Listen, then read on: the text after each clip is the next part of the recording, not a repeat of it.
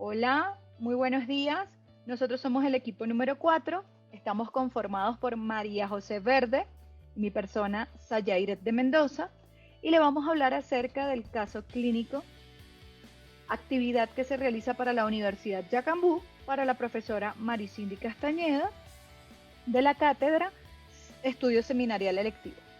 Mi nombre es María José Verde y yo voy a hablar de la consideración sobre los trastornos de ansiedad en la infancia y la adolescencia. Según Rodríguez de Quisac y Martínez León en el 2014, el estudio científico del trastorno de ansiedad generalizada y del trastorno de pánico en niños y adolescentes tiene una historia muy reciente si es comparado con la gran cantidad de investigaciones sobre esta problemática en la población. Los trastornos rara vez son manifestados en estado puro y tienen una morbilidad asociada entre 65 y 88%. Trastorno de pánico. La prevalencia en la infancia es desconocida. La prevalencia en la población adolescente es de por lo menos 1%. Hasta los años 80 del siglo pasado era abordado principalmente mediante tratamiento farmacológico. Los factores biológicos son las hormonas y la genética. Los factores cognitivos son los pensamientos automáticos y distorsiones cognitivas, CC y CD. Y las técnicas cognitivos conductuales que suelen utilizarse son la psicoeducación, la reestructuración cognitiva, técnicas de control de la activación, exposición interoceptiva y exposición gradual en vivo. Caso clínico. Tenemos a un adolescente de 13 años, sexo masculino, nivel educativo primero, ¿sí? De bachillerato. Este menor muestra entonces unas respuestas de ansiedad ante un gran número de sensaciones físicas que van a ser asociadas a un temor agudo y malestar. Se le acelera la frecuencia cardíaca, presenta sudoración, náuseas, palpitaciones, sensación de mareo, cosquilleo, falta de aire e incluso miedo a morir. Este adolescente se siente muy abrumado ante una cantidad considerada de personas y siempre depende pues, de la compañía de su padre para realizar algunas actividades, ya que él mismo le proporciona seguridad. El adolescente inicialmente comienza a negarse a hacer tareas, incluso con la presencia de su padre o madre. Actividades que anteriormente le aportaban un refuerzo positivo se convierten en desagradables y las evita, porque se deja llevar por sus impulsos. Por ejemplo, acudir a la academia de fútbol, si se le presiona para realizarlo, el adolescente emite conductas desafiantes. Él acude a terapia acompañado por sus padres. Ambos muestran mucha preocupación por la situación actual del menor, expresan que ha dejado de ir al colegio y que actualmente bajo la presión parental solo es capaz de entrar al aula bajo la presencia de su madre en la institución. El paciente sufre de angustia que describe como horrible. Él acude a salud mental mientras se encuentra en una terapia psicológica y se le receta entonces un inhibidor de la recaptación de la serotonina. El paciente como tal no posee problemas de salud. Los padres comentan que siempre fue un niño asustadizo y afirman que al ser hijo único lo han protegido en demasía. Él comparte la cama con sus progenitores desde que abandonó la cuna. ¿Sí? Sus padres pues afirman que la primera vez que tuvo lo que ellos denominan una crisis de angustia, su hijo tenía apenas 8 años. En el 2018 se produce lo que el paciente describe, una crisis en la que pensaba que iba a morir. Esta situación va empeorando y comienza a sufrir ataques de pánico en el colegio, en la calle, en sus actividades extracurriculares, donde decide entonces dejar de acudir y manifiesta como algo negativo salir de casa. Solo lo puede hacer mientras esté acompañado. El paciente describe que el miedo se centra en volver a tener estos ataques de pánico. Seguidamente, como método de evaluación, utilizaremos el test autoevaluativo multifactorial de adaptación infantil TAMAI,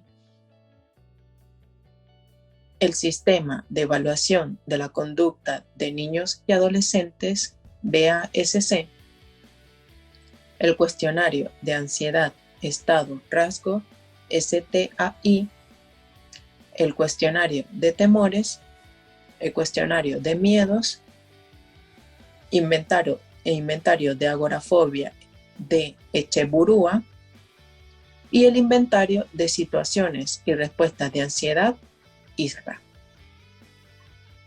El diagnóstico, pues tenemos un diagnóstico principal, que es pues en efecto el trastorno de pánico, y un diagnóstico secundario que es la agorafobia. Como tratamiento se seleccionó el control de pánico del grupo Barlow y en el plan de tratamiento incluye los siguientes componentes: una exposición en vivo de los estímulos temidos, tareas para la casa, entrenamiento de técnicas de control de ansiedad y un componente psicoeducativo. Pasos a seguir. En primera instancia, pues vamos a realizar la evaluación. Posteriormente vendría la psicoeducación, ¿sí? En tercera instancia sería el entrenamiento de la respiración, que sea lenta y de manera relajada. Posteriormente entramos en un entrenamiento de técnicas de distracción y discusión cognitiva. Luego vendría la exposición gradual en vivo, ¿sí?, a los diferentes escenarios. Continuamos con la prevención de recaídas y por último sería pues este feedback, esta realimentación del progreso del paciente. Retos para el paciente. Es necesario que acuda solo a la terapia. Debe ir a la academia de fútbol a practicar también, ir a hacer la compra solo, esperar en la consulta médica sin necesidad de compañía y comprar los regalos de Navidad sin compañía también. Con respecto a los refuerzos, en este caso pues se invitaría a un amigo a pasar el fin de semana en su casa. Este sería pues nuestro refuerzo social.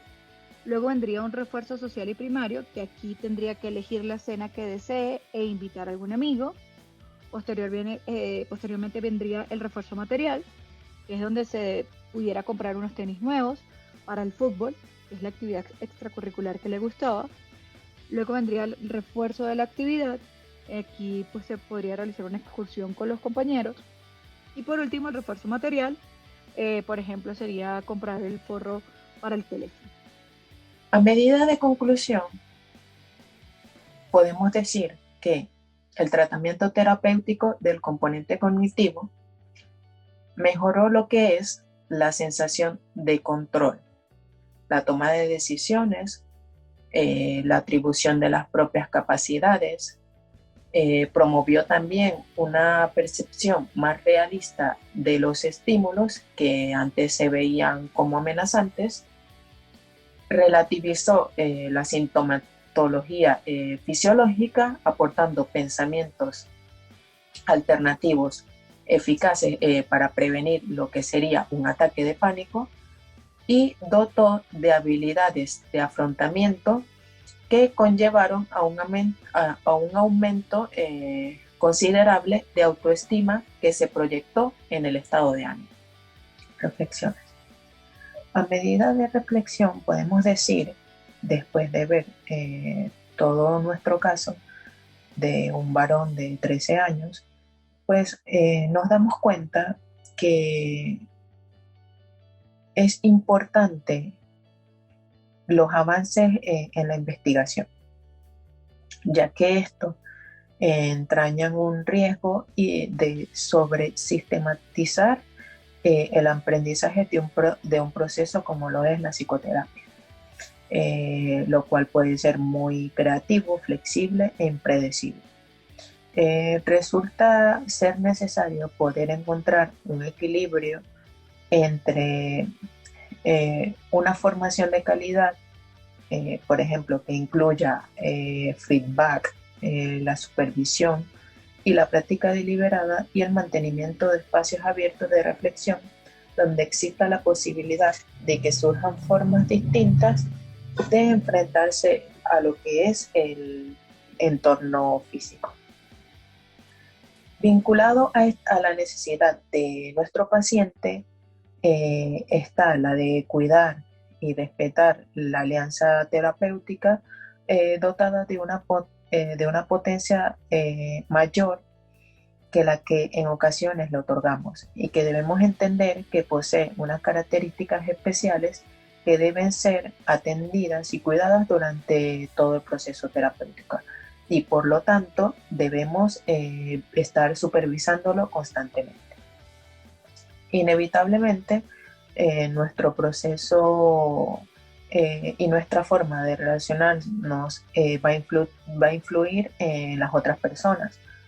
Por ende, llegamos a la reflexión de que es necesario que esta persona realice las actividades por sí solo para de esta forma lograr una inserción en la sociedad y que pueda desarrollarse de la mejor forma o manera posible. Como última reflexión, tenemos que el miedo, los mareos, la angustia, dejan fuera de juego a cualquier persona que sufra un ataque de pánico. En muchos casos estos ataques no tienen mayores consecuencias, más allá de pasar quizás un momento desagradable o sentirse mal 1 o 2 semanas con esa inseguridad, con ese temor, ¿sí? Que va resintiendo poco a poco.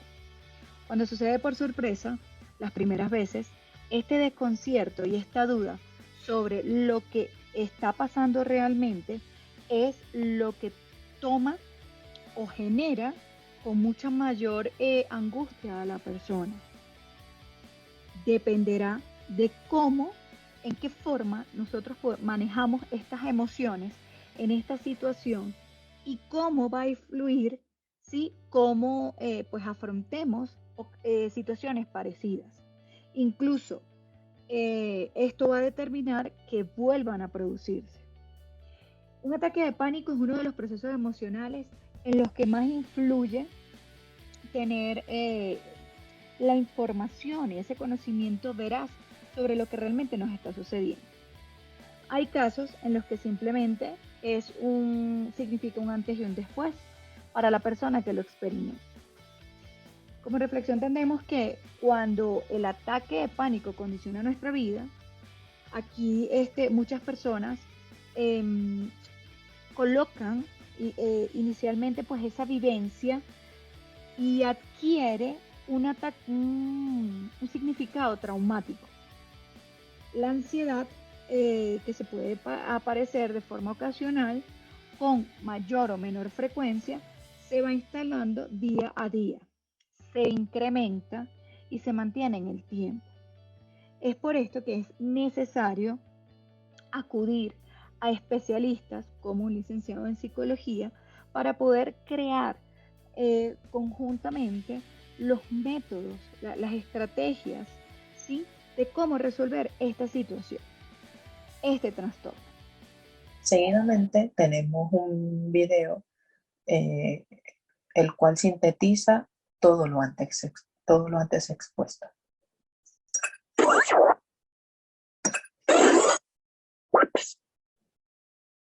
Un ataque de pánico, también llamado crisis de angustia, es un episodio repentino de miedo intenso que provoca reacciones físicas graves cuando no existe ningún peligro real o causa aparente. Los ataques de pánico pueden provocar mucho miedo. Cuando se presenta un ataque de pánico, puedes sentir que estás perdiendo el control, que estás teniendo un ataque cardíaco o incluso que vas a morir. Los ataques de pánico suelen comenzar de forma súbita, sin advertencia.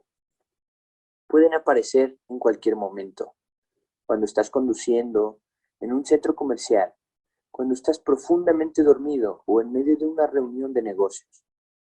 Puedes tener ataques de pánico ocasionales o con frecuencia.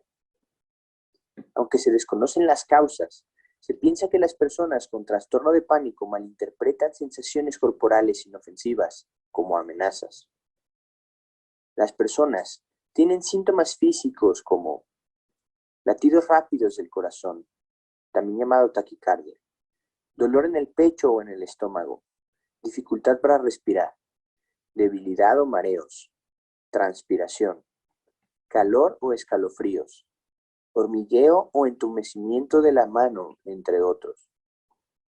También suelen tener una preocupación intensa acerca de cuándo ocurrirá el próximo ataque de pánico y miedo de ir a los lugares donde han tenido un ataque de pánico en el pasado.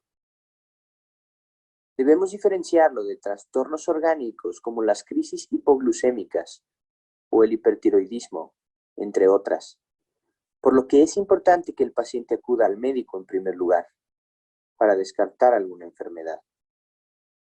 Se diferencia del abuso de sustancias que también pueden provocar síntomas de abstinencia similares a la ansiedad. Y hay que diferenciarlo de otros trastornos de ansiedad y de otros trastornos del estado de ánimo. Si no se tratan, los ataques y el trastorno de pánico pueden afectar casi todas las áreas de tu vida. Es posible que tengas tanto miedo de tener más ataques de pánico que vivas en un estado constante de miedo, lo que arruina tu calidad de vida. La psicoterapia se considera la primera opción de tratamiento y se enfoca en enseñar diferentes formas de pensar, comportarse y reaccionar ante distintas situaciones para ayudarle a la persona a sentirse menos ansiosa y preocupada.